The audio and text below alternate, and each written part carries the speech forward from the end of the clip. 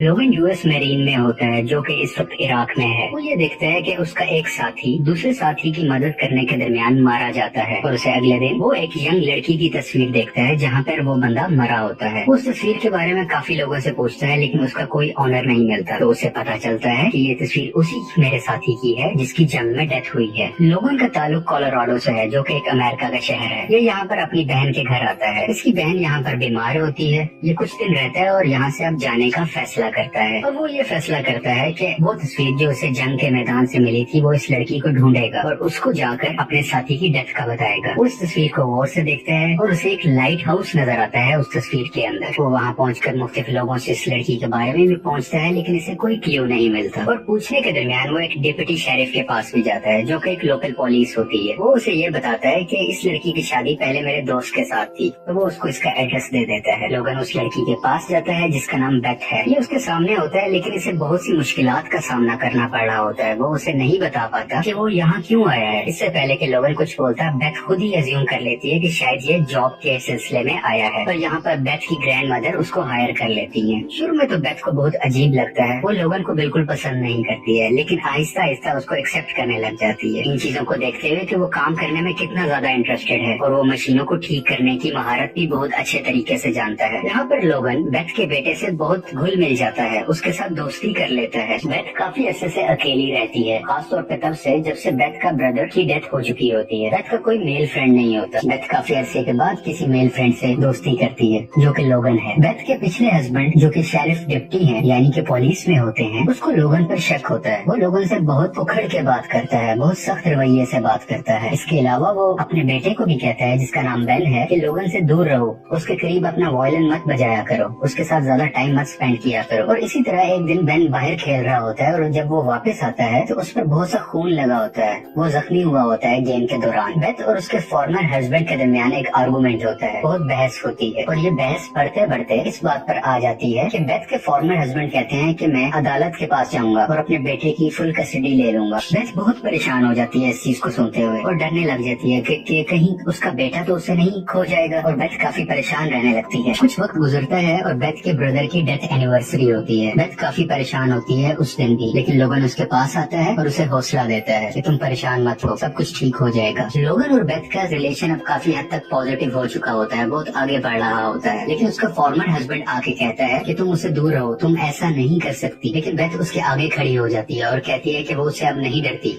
और तुम कोई नहीं होते कि मेरे और मेरे डिसीजंस में इंटरफेयर करो। बेथ का फॉर्मर हस्बैंड डिफरेंट इन्वेस्टिगेशन करता है लोगन के बारे में और उसे पता चलता है कि लोगन जब इस टाउन में पहली दफा आया था तो वो बेथ की फोटो लेके इधर उधर लोगों से पूछ रहा था कि आप जानते हैं कि ये लड़की कहाँ रहती है। तो वो बेथ को बताता है कि ये तुम्हें स्टॉक कर रहा है, ये ठीक बंदा नहीं है और मैं सच जान के रहूंगा। बेथ को यहाँ सब कुछ पता चल जाता है कि लोगन एक मैरीन है और उसे मेरी तस्वीर मरने वाले शख्स के पास से मिली थी जो कि उसका बहुत अच्छा दोस्त था। लेकिन यहाँ पर बेथ का ट्रस्ट टूट जाता है लोगन पर। वो बहुत परेशान होती है और लोगन को अपने से दूर कर देती है। वो लोगन को कहती है कि तुम यहाँ से चले जाओ। बेथ को उसके करीबी साथियों की तरफ से यह भी समझाया जाता है कि इसमें लोगन की कोई गलती नहीं थी, कि वो जंग में वो बच गया और तुम्हारा भाई तुम्हारा दोस्त वो मारा गया। लोगन एक अच्छा इंसान है, तुम इसके बारे में सोचो। लेकिन इस वक्त तक बेथ परेशानी और गुस्से में होती है। बेथ का फॉर्मर हस्बैंड नशे की हालत में होता है और वो लोगन को देखता है कि वो अपने डॉग के साथ जा रहा होता है। तो बेथ का फॉर्मर हस्बैंड लोगन का सामना करता है और अपनी गन निकालकर उसके सामने एम कर देता है और आसपास खड़े लोग डर जाते हैं और भागने लगते हैं। लोगन बहुत मुश्किल से उसकी गन खींच लेता है और पास खड़े दूसरे ऑफिसर को दे देता है।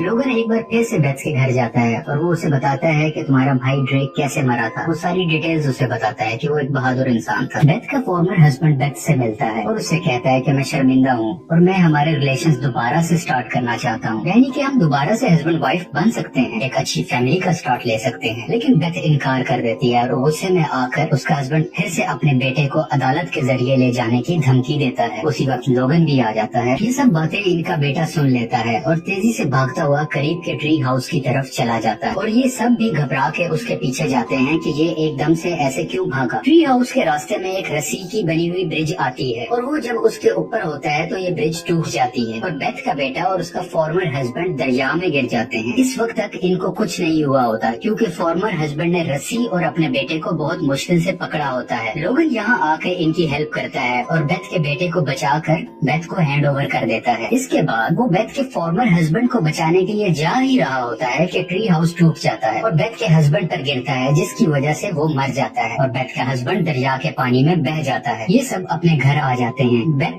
थैंक्स कहती है लोगन को कि तुम ना होते तो शायद आज मेरा बेटा मेरे साथ ना होता। लोगन ये भी बताता है कि बेथ जंग के दरमियान तुम्हारा भाई, तुम्हारा दोस्त अपने साथी को बचाते हुए मरा था, जो कि एक ऑनर की बात है, तो तुम्हें परेशान नहीं बल्कि खुश होना चाहिए। इसके बाद लोगन वहाँ से चला जाता है, लेकिन कुछ ही देर में बेथ भागते हुए इसके पीछे जाती है और उसको कहती है कि लोगन तुम यहाँ हमारे साथ रहो, तुम हमसे बिलोंग करते हो, मेरे लिए भी अब मुश्किल होगा तुम्हारे बगैर रहना। और अगले सीन में हम देखते हैं कि बेथ, उसका बेटा और लोगन सब साथ होते हैं और बेथ के बेटे की 9th बर्थडे सेलिब्रेट कर रहे होते हैं और सब बहुत खुश नजर आते हैं। और यहीं पर द लकी वन मूवी की स्टोरी एक्सप्लेनेशन खत्म हो जाती है। आपको पसंद आए तो प्लीज लाइक करें।